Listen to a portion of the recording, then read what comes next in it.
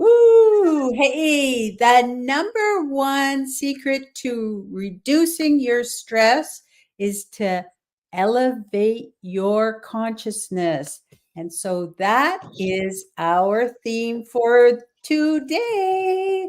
We are going to look at a model of reality very quickly. We are also going to talk about a model of consciousness and then how that kind of uh, dovetails into meditation and our brain waves, and how this is real stuff. Because yesterday we talked a lot about stress and how it can impact the body. There is acute stress when we're running away from a saber-toothed tiger. And then in our lives today, we have a lot of chronic stress, which is those bills that are chasing after us, and lack of money, and lack of this, and lack of that, and all the negative stuff on the news, etc. And, the stress from other things, maybe our job, whatever it is. Life has a lot of stresses. And so we tend to be put into that fight or flight mode on a constant basis with all those little stressors or big stressors that are following us around and chasing us. So how do we combat that? And one of the ways was meditation. And I wanted to share with you today what has really helped me. And it's really just coming up with an understanding of how the world works. And so this is my truth. And it comes from a course that I took last year that has changed my life. It's called the Elite Mentorship Forum. And if you were with us last night, we talked about the power of concentration and focus. And some of this stuff kind of overlaps with what we were talking about, what we're going to talk about today. But this really changed my life, and that's why I want to share it with you. All right. So we're going to dig in with the first thing is this whole business of our reality. And I did do a I think in January, so earlier. There is a YouTube video out there which I think I called "Ruling Reality" or something about reality, and you can get more on this by going back to that YouTube video that I did earlier. But the theme today is consciousness. And so there is kind of two worlds. There's our outer world, which is our physical world, what we're living in now, where we are living today. And this is where we live on a day-to-day basis.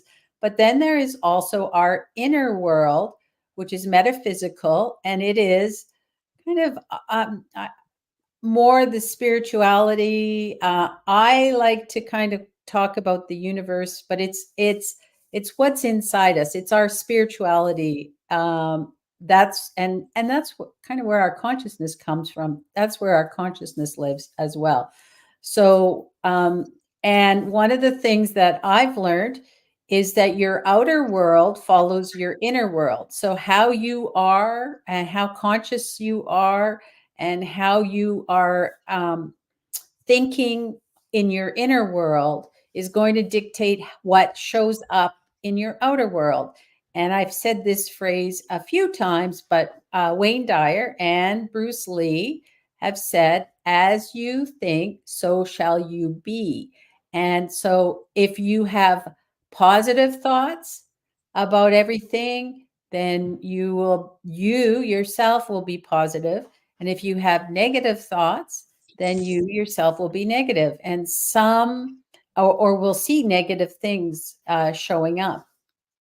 And so the more that we can focus on positive thoughts and try and block out negative thoughts, the better it will be. And I think one of the examples that can come up is that you could have two people go through the same very kind of a trying or not so nice situation, and have very different views on their reality about that situation. And so you can be positive or negative. And if I can just do a little relate to a story, my story, when my daughter was 5 years old, she was diagnosed with non-Hodgkin's lymphoma. And one of the things that I noticed, in the hospital, that was pretty trying times, and we went through a lot that I'm not going to go through here. But uh, I choose to view that experience in a positive way, that I learned a lot from the situation. I learned a lot about life and how precious life is. I also had to draw a lot on my own inner strength for my daughter, and I'm here right now talking to you because of what we went through. And so I view that experience as a gift because it's shaped me into the person that I am. I could choose to be negative about it and blame that all of my problems on that situation. Some things that happened during that time, but I choose to see it in a positive light. So we do have a choice to make on how we see things.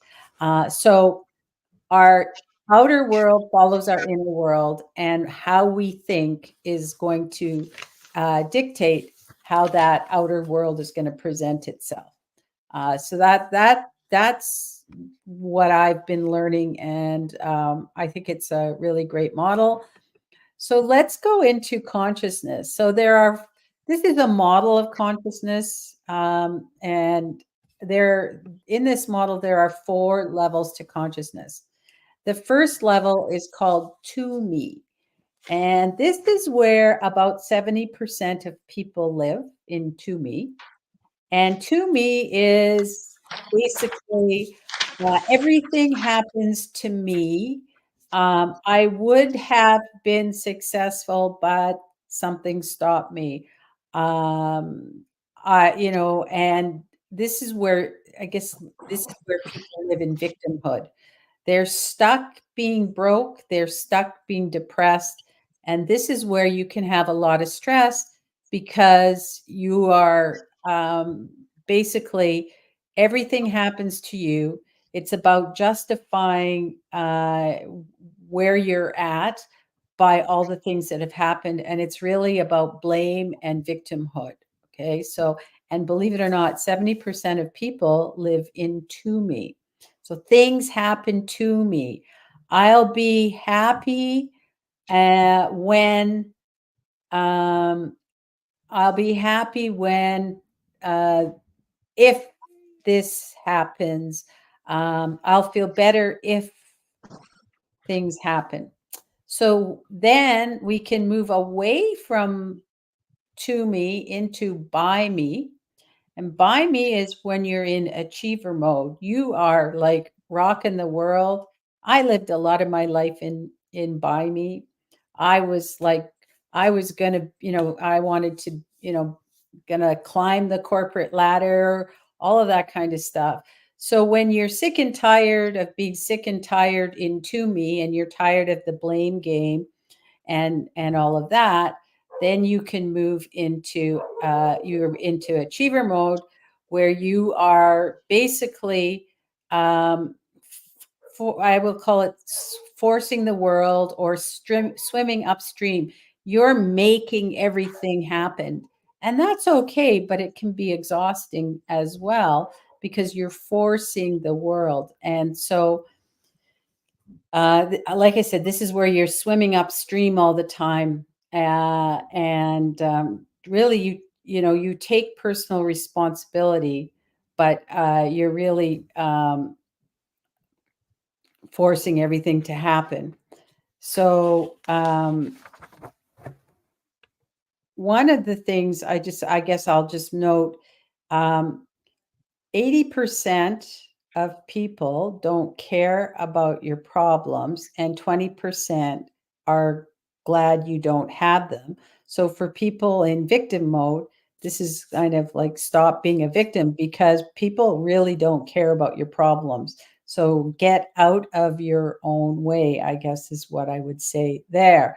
So now if we go from to me to by me, where we're like making the world happen, we're forcing things. And like I said, I lived a lot of my corporate career would have been in by me, where you're making things happen, you're forcing things to happen, showing up. Uh, and you can be very successful. There's a lot of very successful people in by me. But then you can move into through me, where life flows through you. And so this is where we get to the river of life, and the river has bends and turns in it. And what you're doing is, I love this metaphor of flowing with the river. And so as things happen, we know that bad things are going to happen. Unfortunately, we do have we are in, I guess, life. We're in a learning experiential mode here, as we're flowing through life. And so we will run against some curves that might have some trials and tribulations, like I went through, my daughter having been diagnosed and going through treatment for cancer. And so you have to take those experiences and know that they're there for a reason, and not be bothered by those kind of tough times that you're going through. So if when you're in through me, you are finding an effortless place to live. So this is, like I said, you're flowing with the river. That's the best, like the best. I love that. Now, if you want to be in through me, what you need to do is give up the need for control. So it doesn't mean you give up control, because there are still things you want to control for sure, but you give up the need to control. And so when there's lots of things that come about in life that we can't control, um, but if you think you have a need to control it, this is where stress comes, because you're trying to control something that you can't do. And so, one example I'll give for that is, the news. News is very much news is, and the media are there to get viewership. And so the way they do that is to present things that people will watch. And unfortunately, because of the way we're hardwired with our brain, we're always looking out for anything negative, because we're looking out for what's going to harm us. And so there's a lot of negative stuff in the news. And I could tell you, if I watch the news, I could get really stressed out about all the stuff that's going on. But I have no control over what's going on in a lot of the situations. And so, uh, what you can do if you're in through me is let go, or to get into through me. One of the things that will help you is to let go of the need to control, and that, because we can't control that, and give your energy to the things that you can control. So instead of spending time watching the news and all these things that are just going to stress you out, do something that you can control, something that will give you energy and lift you up, whatever that is.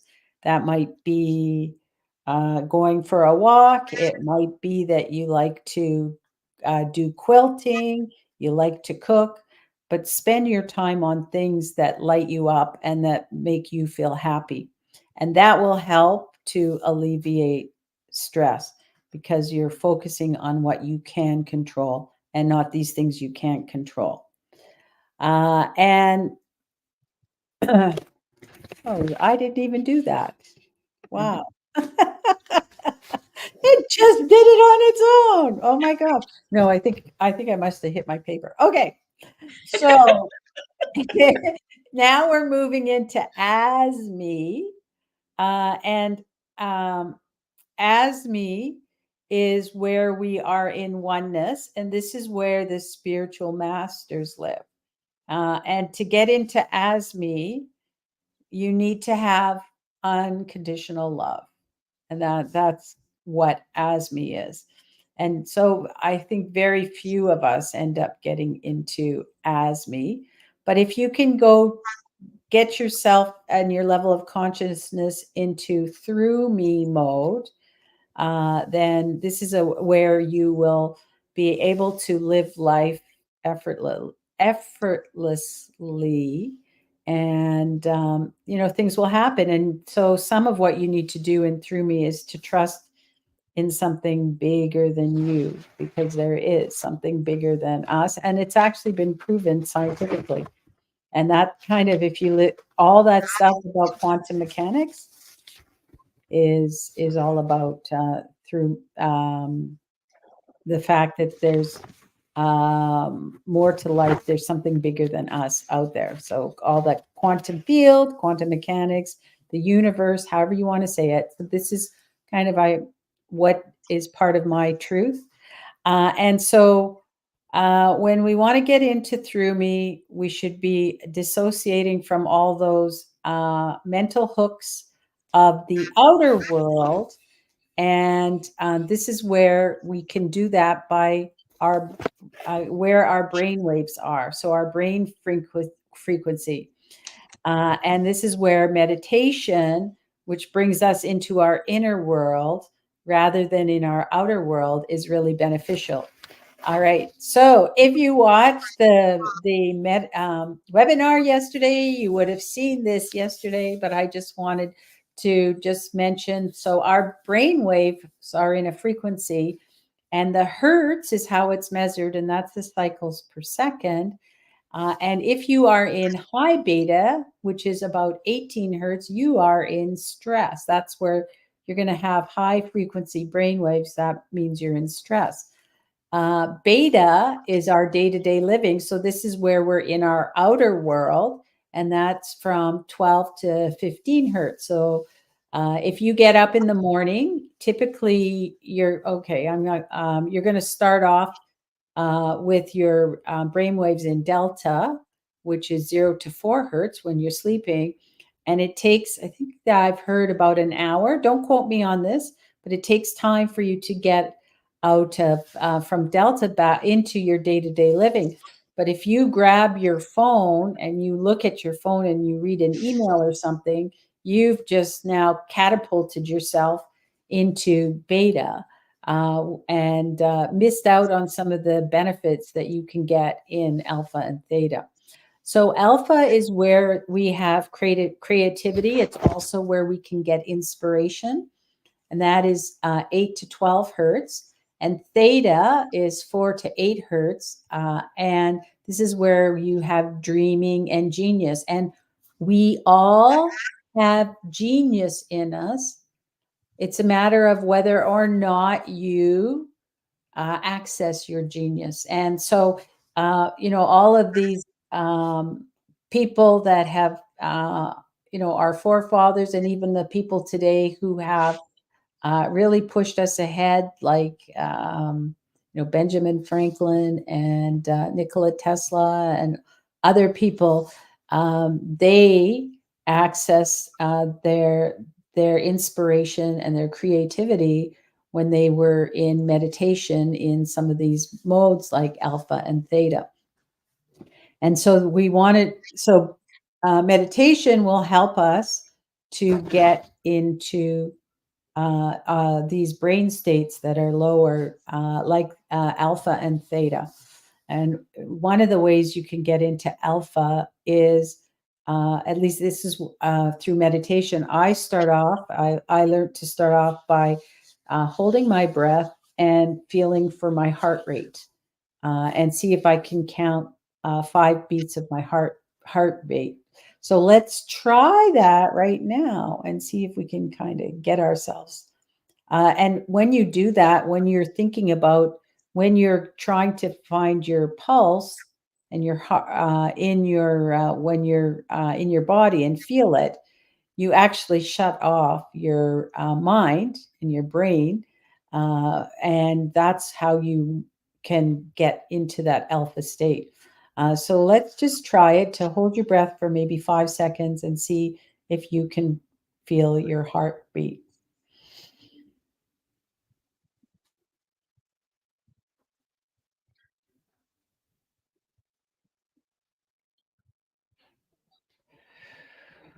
And you might feel it in your fingertips, which is typical, uh, on your extremities. That's where I feel it. Apparently, some people feel it in their ears, but I can feel it and I get energy first in my fingertips. And I've been practicing this for a while. So now I actually feel my pulse throughout my whole body.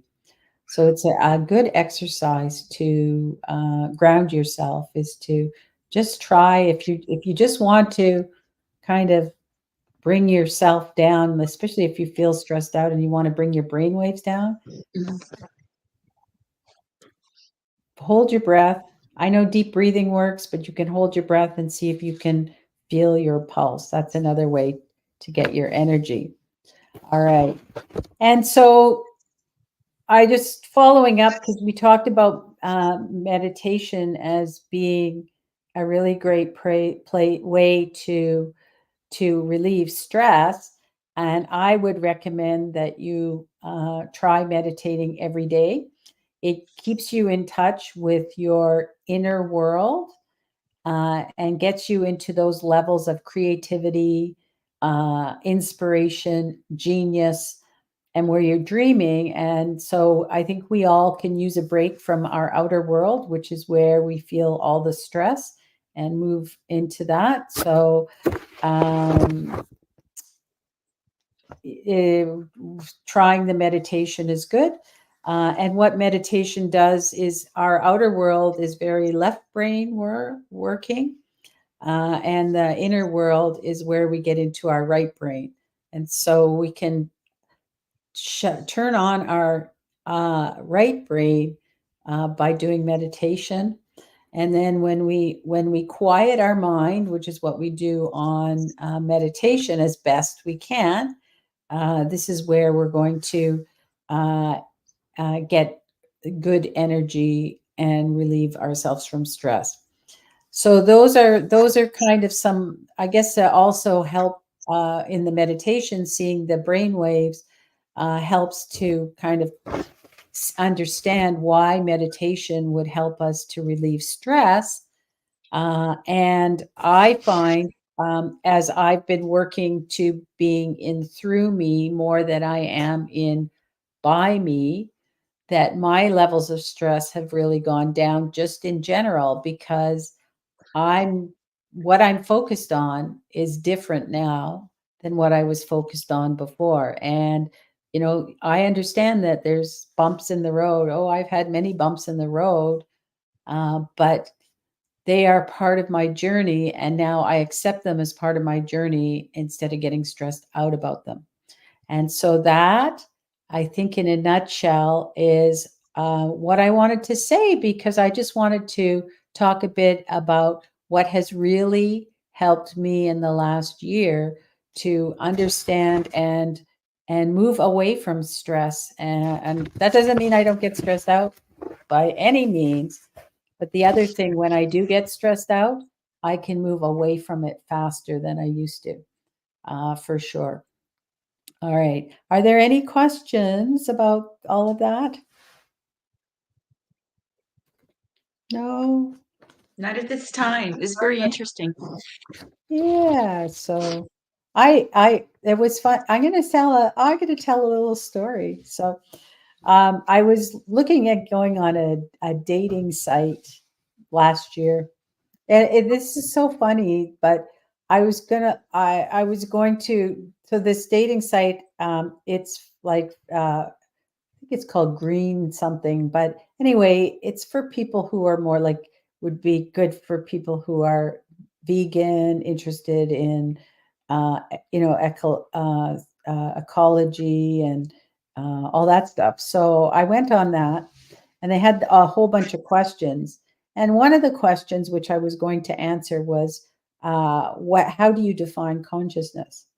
And so I went off to write something, and then I realized, wow, this is like a very multifaceted type of thing. But I will be very honest. When I was, I never wrote an answer because I kind of got stuck that there was like different ways to look at it. I never actually even had any idea about consciousness in this way at all. And since I've learned that, I see it all over the place. It's amazing. That must be the reticular activating system. What you focus on is what you see out in the world. Anyway, but when I think about the fact that I wouldn't have been able to answer that question properly just over a year ago, and I understand it in such a different way now, it's kind of amazing. I think it's great. All right. So we have talked about kind of a model of reality, a model of consciousness, and kind of how our brain waves and our consciousness will help us with our meditation, and all of that relates to stress and alleviating stress, because we know stress is something that is not good for our body, especially our acute stress that we go through.